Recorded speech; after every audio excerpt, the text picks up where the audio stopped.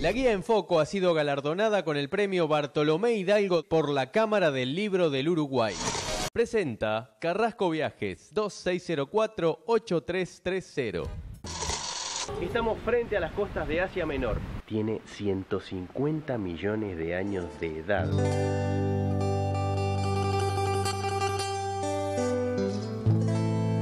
Tiene mucha influencia rusa, los caireles, las lámparas, las pinturas. Esta ciudad es un gran laberinto de piedra. Las murallas se construyeron alrededor del siglo XIV. Cada esquina tiene algo diferente. Todo tiene bóvedas. 1 kilo de plata valía lo mismo que 1 kilo de mastija. Estamos hablando de la savia de un árbol. Estamos junto al Monte Olimpo, donde los griegos pensaban que era la residencia de los dioses y el jefe de los dioses era Zeus. Zeus estaba casado con Hira. Hira era muy celosa y de ahí deriva la palabra que se utiliza en español para definir a las personas que están muy enojadas. Y estos 3 escalones son originales y fueron donde apoyaba sus pies San Pablo para subirse y así llegar a la multitud desde más alto. Y era el agua que utilizaba el apóstol Pablo para tomar y para darle a la gente. Así que vamos a beber de la misma agua que tomaba San Pablo. Tirantes y después madera perpendicular encastrada entre las piedras. ¿Para qué? Para que funcione como una especie de colchón, porque esta es una zona de terremotos. Desde aquí Alejandro Magno conquistó y creó uno de los imperios más, y en el momento, en la época, el imperio más grande de todos los tiempos. Tenemos la suerte de llegar en el momento exacto en que los arqueólogos están trabajando. Hay indicios de que aquí puede llegar a haber tesoros enterrados. Así que estamos en el momento exacto en el que podrían llegar a descubrir algún nuevo tesoro. Este es el punto exacto en donde San Pablo bautizó a Lidia, la primera mujer, porque estas piedras son originales de la antigua vía romana que comunicaba esta región con Constantinopla, hoy Estambul. Podríamos estar caminando sobre tesoros incalculables de la humanidad. Vamos a conocer un lugar impresionante. Llegamos al oráculo de Delfos.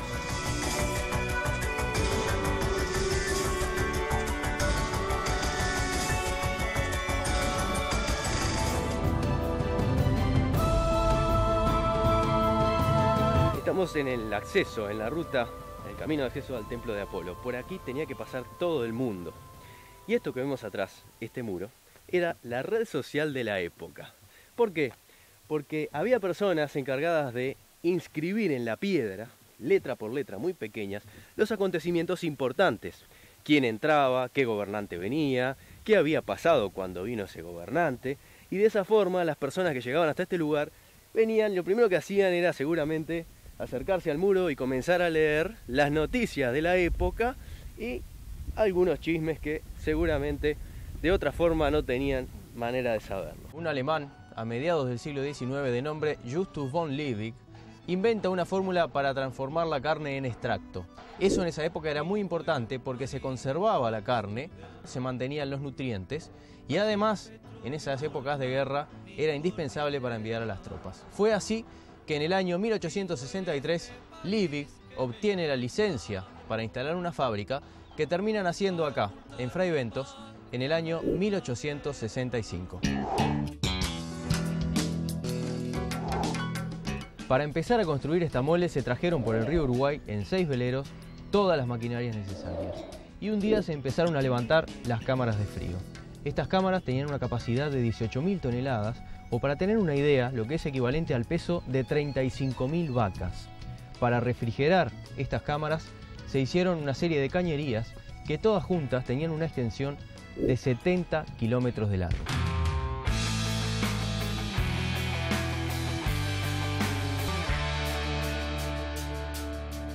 Así que siempre esperando, siempre esperando. ¿Por qué se quedaron ellos esperando que volviera eso? ¿Será porque acá no se forma la gente para ser emprendedores? ¿Que se los forma para ser empleados o trabajadores? Quizás es una conceptualización no muy traída de los pelos, ¿no? Me imagino que por ahí viene la mano. vamos a rodear el mar Egeo para conocer la cuna de la civilización occidental. En este recorrido vamos a descubrir la cultura que sentó las bases de la política, la arquitectura, las artes, la filosofía, la ciencia y la base de muchos idiomas con palabras que todavía utilizamos hasta el día de hoy.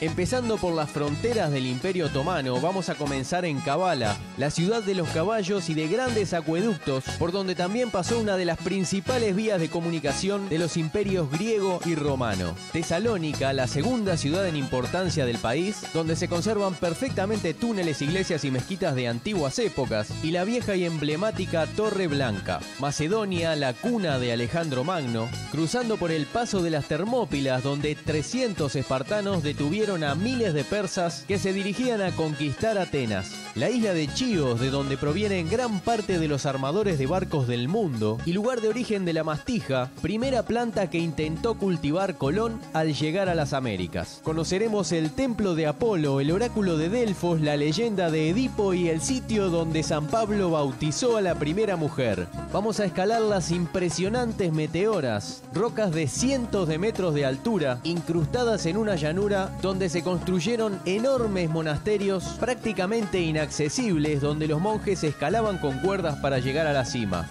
Y finalmente vamos a terminar en Atenas, recorriendo el Partenón, la obra clave que sirvió de inspiración para la mayoría de las construcciones importantes desde la época romana hasta el día de hoy.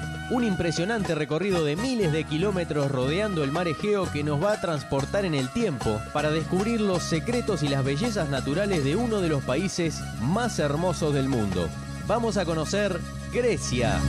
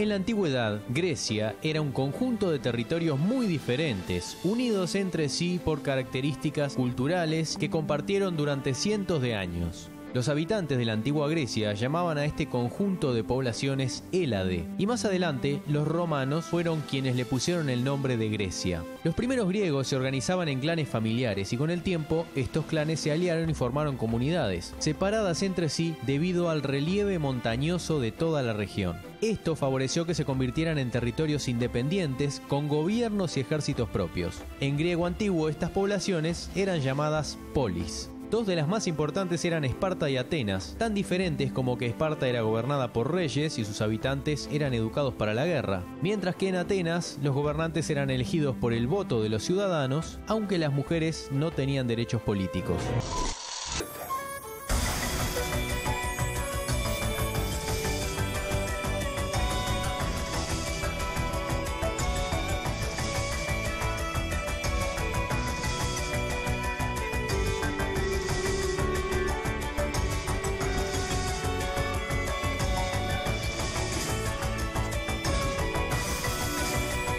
Para llegar hasta este lugar hicimos una carretera muy sinuosa. Estamos en las alturas, a pocos kilómetros del Golfo de Corinto, rodeados de plantaciones de olivos y vamos a conocer un lugar impresionante. Llegamos al oráculo de Delfos.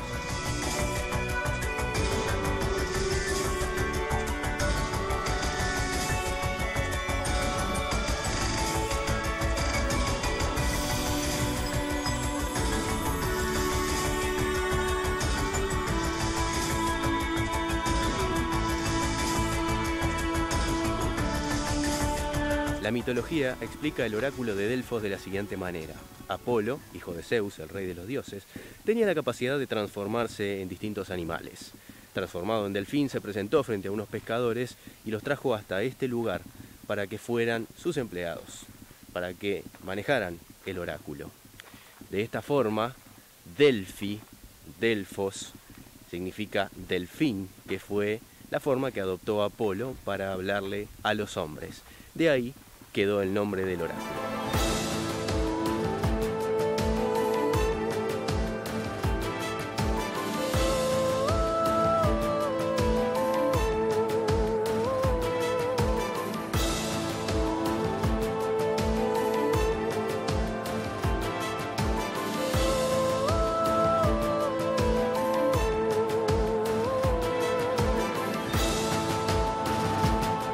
A este lugar llegaban personas de todas las regiones griegas.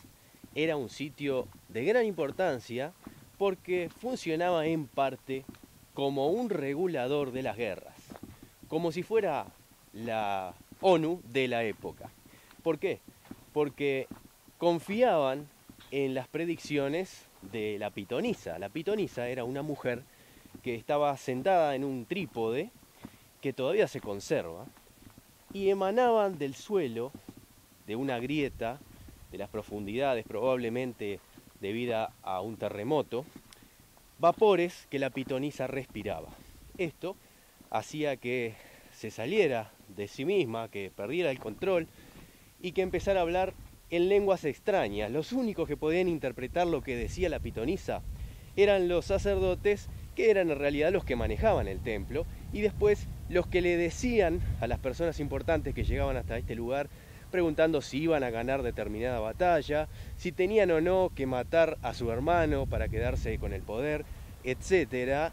Les decían estos sacerdotes lo que tenía que hacer. No se lo decían directamente, sino que diplomáticamente y de forma bastante ambigua, como funcionan hoy, por ejemplo, los horóscopos, donde uno interpreta básicamente lo que quiere según su conveniencia. Estas personas le decían a los reyes y a las personas importantes el resultado de lo que hablaba la pitonisa. De esta forma, los sacerdotes terminaban controlando a las ciudades-estados griegas, que generalmente querían luchar entre sí. ¿Cómo controlando? Bueno, porque de esta manera ellos sabían qué intenciones políticas o guerreras tenía la persona que venía a consultar el oráculo, y así decidían, gracias a sus consejos, el futuro de toda Grecia. Entonces, eran personas tan importantes que todo el mundo quería estar bien con ellos para que el oráculo le diera un buen augurio. ¿Cómo hacían? Les traían ofrendas, les traían regalos y les pagaban dinero. Los sacerdotes eran personas extremadamente ricas y que vivían muy bien y que vivían en este lugar. Y lo que estamos viendo ahora es un camino que estaba rodeado de templetes donde cada ciudad construía uno y ponía dentro sus ofrendas, obras de arte, objetos muy caros, dinero, y de esta forma poder conseguir la beneficencia de los dioses o directamente la beneficencia de los sacerdotes, que decían que era lo que iba a suceder, y como ellos lo decían, el resto de la gente lo creía. Por lo tanto, si yo soy rey, vengo a consultar el oráculo y el oráculo me da un buen augurio, mis súbditos van a confiar en mí.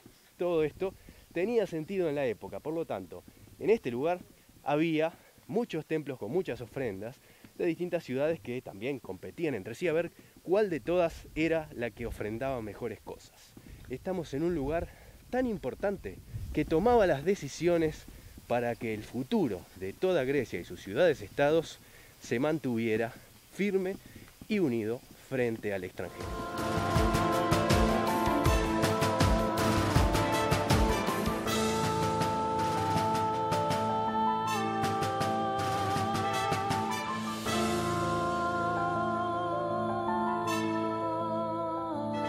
Hay versiones que hablan de que la pitonisa respiraba emanaciones del fondo de la tierra, azufre y grietas volcánicas, por lo tanto perdía el sentido. Otros dicen que le ponían ciertas especias, para llamarlo de determinada manera, algunos elementos vegetales que tenían efectos químicos en el cuerpo y en el cerebro, y ella de esa forma, bueno, perdía también el sentido y empezaba a balbucear palabras inentendibles que los sacerdotes después explicaban a su criterio o a su conveniencia.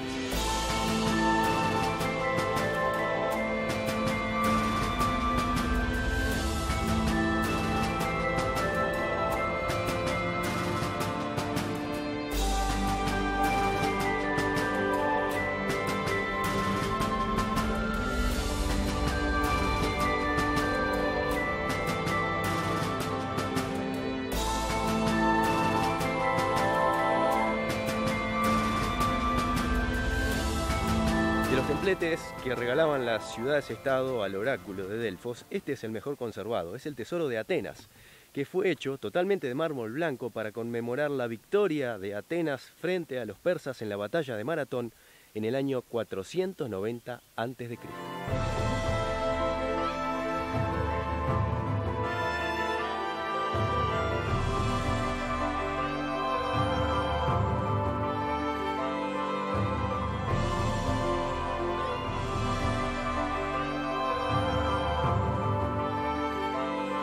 Y este era el centro social del mundo de la época y un punto de poder a donde todos querían llegar. Por eso se hicieron grandes estructuras. Lo que vemos al fondo es un teatro.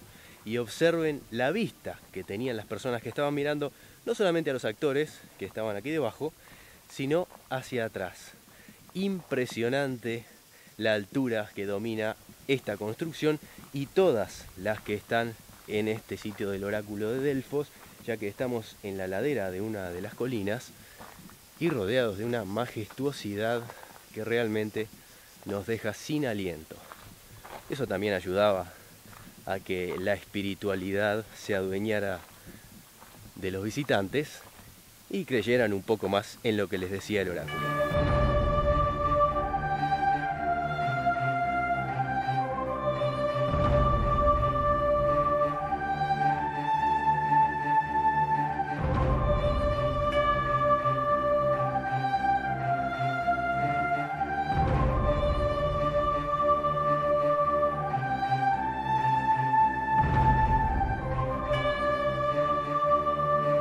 Y este era el lugar más importante del complejo. La estructura rectangular, la planta que vemos más abajo, era el templo de Apolo y las columnas eran el acceso.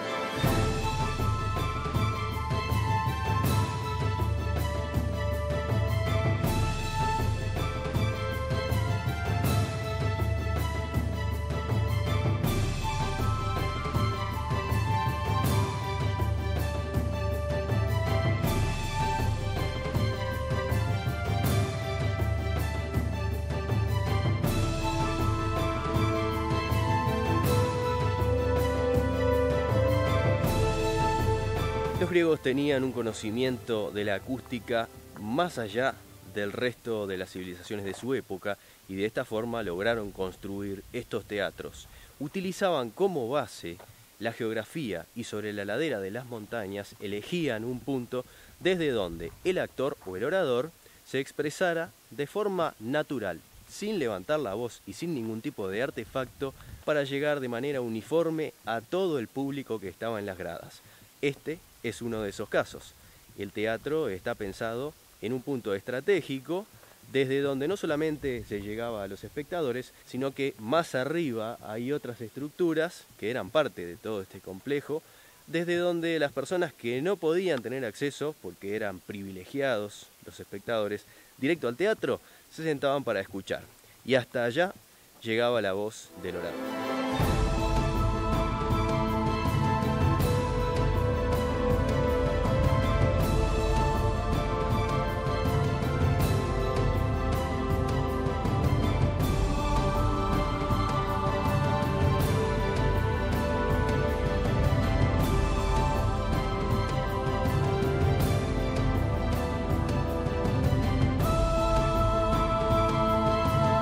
Estamos en el acceso, en la ruta, en el camino de acceso al templo de Apolo. Por aquí tenía que pasar todo el mundo.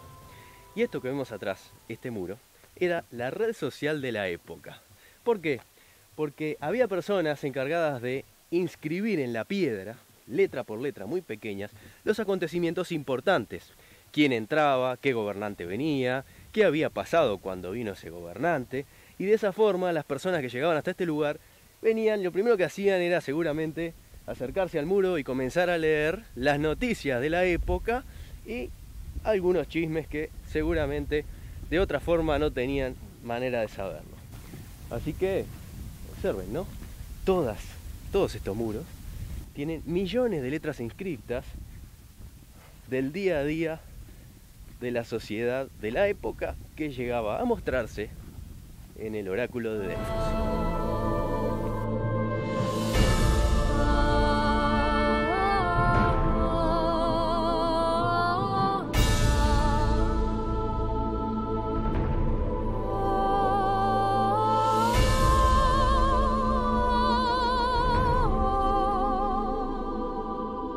La zona donde están excavando esta supuesta tumba, donde podría estar Alejandro Magno, era la antigua ciudad de Anfípoli, una ciudad muy importante con 7000 metros de murallas, que tiene un lugar muy particular. Esto que vemos atrás es conocido como el León de Anfípoli. Este león se encontraba custodiando la tumba que hoy están excavando y estuvo perdido durante muchos años porque unos saqueadores lo encontraron y lo trajeron hasta este río para llevárselo. No pudieron porque era muy pesado, es un solo bloque de mármol, y lo dejaron. Quedó cubierto hasta la Segunda Guerra Mundial, cuando soldados griegos, excavando trincheras para protegerse de los alemanes, lo descubrieron. Y a partir de ese momento se transformó en un punto tan especial que se empezó a sospechar de estas tumbas hasta que hace relativamente muy poco tiempo empezaron a excavarla. Así que todo el mundo está expectante a ver qué pasa, a ver si este realmente es el león que custodiaba la tumba de Alejandro Magno, pero más allá de que sea Alejandro o no, lo que sí se sabe es que es la tumba de alguien muy importante.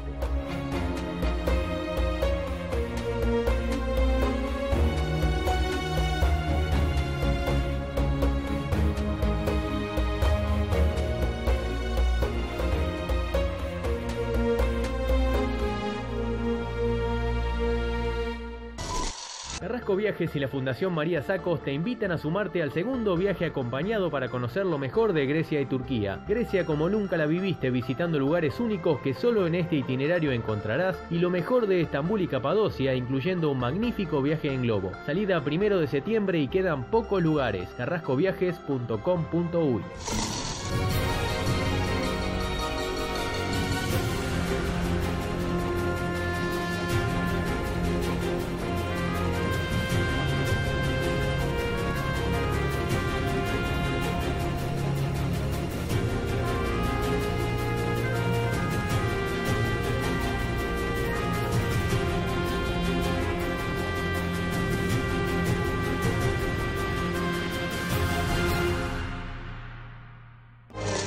Si querés recibir datos de lugares o información del programa, manda un SMS con la palabra FOCO al 1414 y nos vas a tener en tu celular. Manda FOCO al 1414.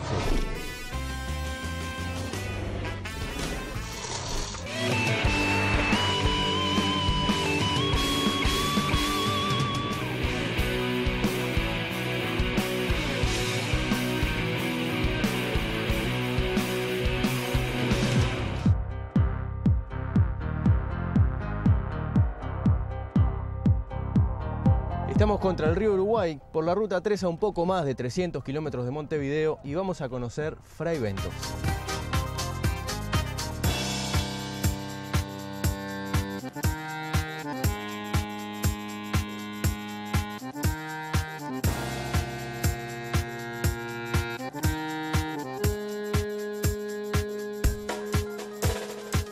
A principios del siglo XIX, el propietario de todas estas tierras era un tal Francisco de Aedo.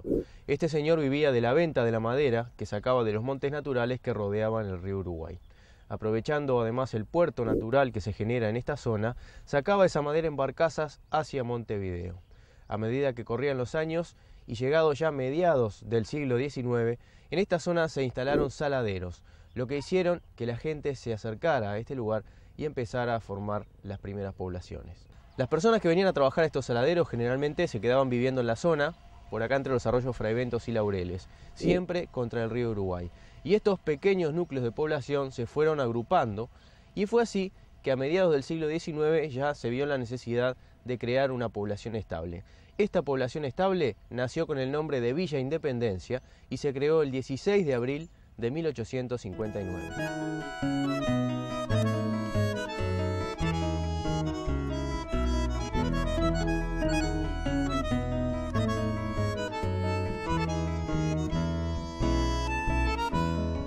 Soy apenas ese simple cantor del lugar que nació en los 50, tiempo aquel de la hazaña de Maracaná y la Suiza de América. Cuando la ciudad se estaba consolidando como tal, la compañía Liebig donó una buena parte de terreno con el objetivo de que se fraccionara y se construyeran viviendas para los obreros de la fábrica. Con el tiempo la ciudad creció y a pesar de que hoy tiene una población de 40.000 habitantes y la trama urbana está completamente consolidada y ampliada, sin embargo, esta primera donación de la compañía hoy todavía representa el 50% del área edificada.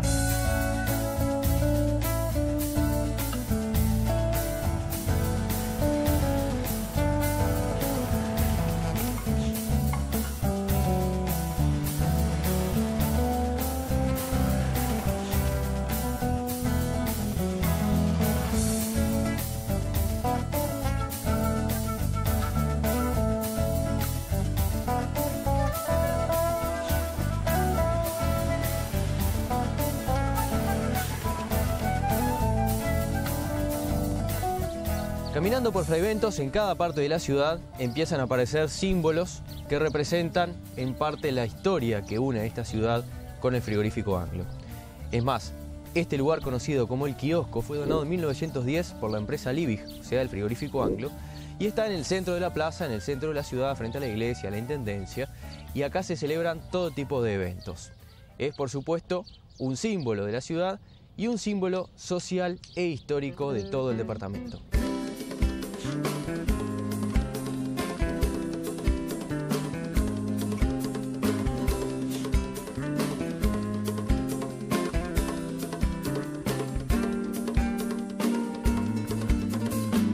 Estás acá como en la tierra de mis flores, mirándome, que te pregunta el corazón. Y los símbolos de la época de oro de la ciudad de Fraiventos aparecen en cada esquina. En este caso estamos frente al Teatro Miguel Jung, símbolo del siglo pasado indiscutible que todavía se conserva perfectamente hasta el día de hoy, y lugar donde dio su último discurso Juan Zorrilla de San Martín.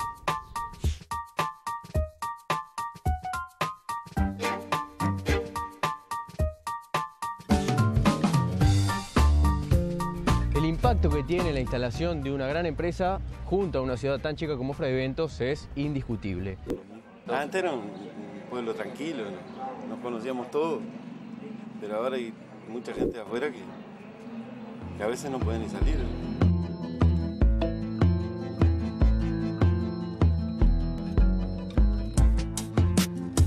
Vos sí que sos, compadrito, nunca bajaste el copete. Solapa tus valores con finura y destreza. Se te agigantaron las partes para poder exagerar. Cuando canta las milongas, en la esquina o en el bar.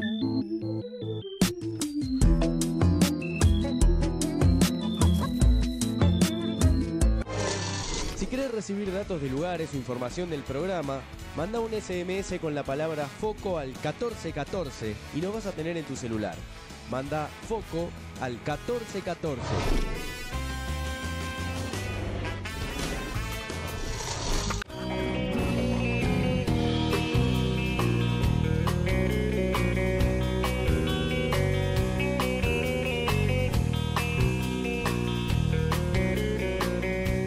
Toda esta historia empieza cuando un alemán, a mediados del siglo XIX, de nombre Justus von Liebig, inventa una fórmula para transformar la carne en extracto.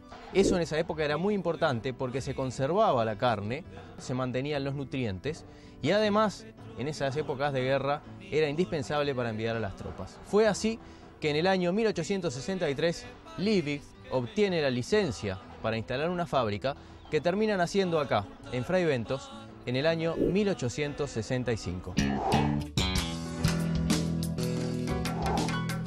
Para empezar a construir esta mole se trajeron por el río Uruguay en 6 veleros todas las maquinarias necesarias.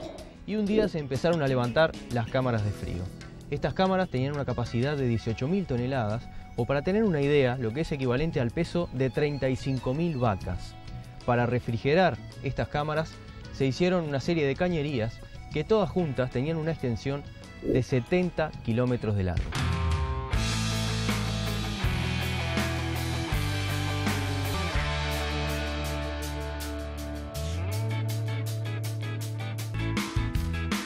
El auge de esta empresa duró muchos años, cuando la tenían los ingleses y sobre todo por lo que se exportaba a Europa durante los periodos de guerra.